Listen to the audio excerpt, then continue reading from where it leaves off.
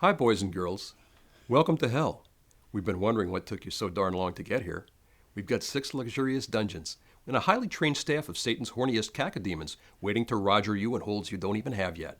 But while you're waiting, let's take a look at a trailer for one of my favorite westerns. And that would be Mr. Bud Bedeker's Comanche Station. Comanche Station is the 7th and last of a series of pictures that the great director Bud Bedeker made with the iconic Western star Randolph Scott. These are movies that I truly, truly love. 4 of them are credited to screenwriter Burt Kennedy, and he worked on a 5th as well.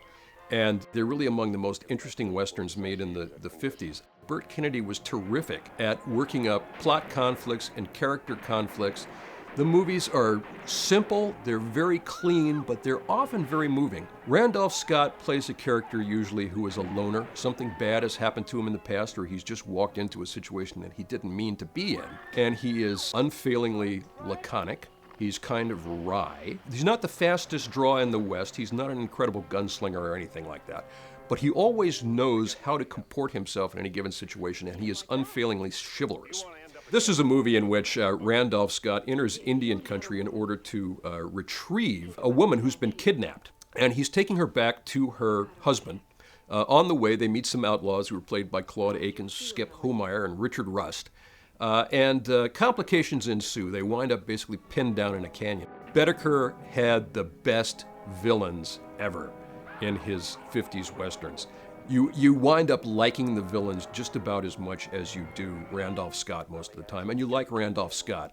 What you secretly wish when you're watching these movies is that they'd work everything out and go away and be friends together. The interesting thing about this movie is that over the course of it, Randolph Scott and the woman fall in love.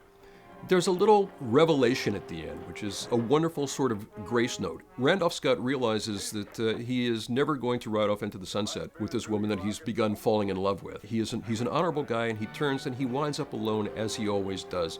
But it's a very moving finish, and I recommend all Bedekers highly. Comanche Station is one of his 2 or 3 best. See it.